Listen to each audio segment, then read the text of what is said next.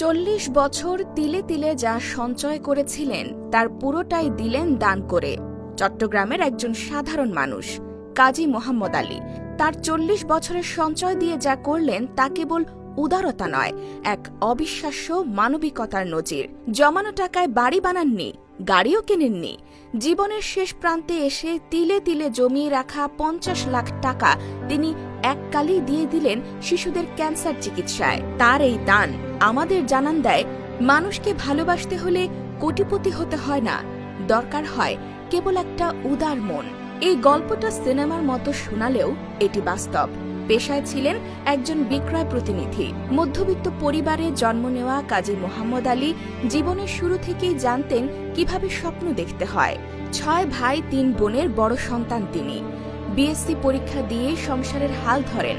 জীবিকা শুরু করেন একটি ফার্মাসিউটিক্যাল কোম্পানিতে বিক্রয় প্রতিনিধি হিসেবে। ১৯৮০ সাল থেকে নিজের সামান্য উপার্জনের বাইরের আয়, যেমন ইনসেন্টিভ, যাতায়াত ভাড়া, কনভেন্স, বোনাস এসব জমাতে শুরু করেন টিনের কৌটায়। পরিবারের কেউ জানত না কৌটার ভেতরে জমছে একটা স্বপ্ন। এভাবেই ৪০ বছরের দীর্ঘ এই নিঃশব্দ সঞ্চয় পৌঁছায় ৫০ লাখ টাকায়। কিন্তু সবচেয়ে বিস্ময়কর ব্যাপার হল, তিনি সেটা নিজের জন্য রাখলেন না, স্ত্রী সন্তানের জন্যও না। এই সঞ্চয়ের পুরোটা তিনি ওয়াকফ করে দিলেন শিশুদের জন্য।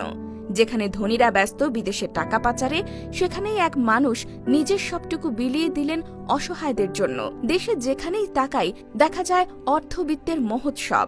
যারা রাজনীতির মাঠে, যাদের হাতে দেশের সম্পদ, তারা দেশের বাইরে পাচার করে নিজেদের প্রাসাদ গড়ছেন।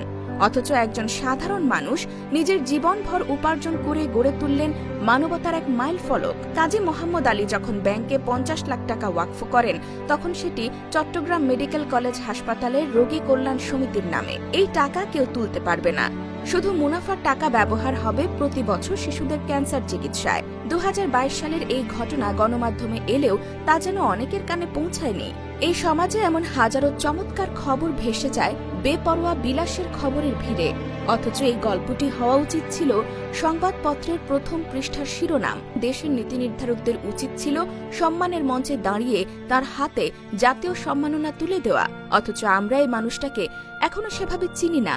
অথচ কোনো রিয়ালিটি শোতে কেউ যদি কান্নাকাটি করে, তাকে ঘিরে উৎসব পড়ে যায়। আসলে অন্তর বড় হলেই মানুষও বড় হয়। কাজী মোহাম্মদ আলী আমাদের মনে করিয়ে দেন, ভালো কাজ করতে ধনী হতে হয় না, মানুষ হতে হয়। নিজের প্রাপ্তি কম হলেও কাউকে কিছু দেয়ার মনটুকু থাকতে হয়। আজ যারা ধনকুবের হয়ে দেশ চালাচ্ছেন, রাজনীতি করছেন, কোটিপতির কোট চাপিয়ে বিলাসের ফুলঝুরি ঝরাচ্ছেন, তাদের মাঝে যদি এমন একজন আলীর মন থাকত, তাহলে দেশটাই হতো এক অন্যরকম বাংলাদেশ।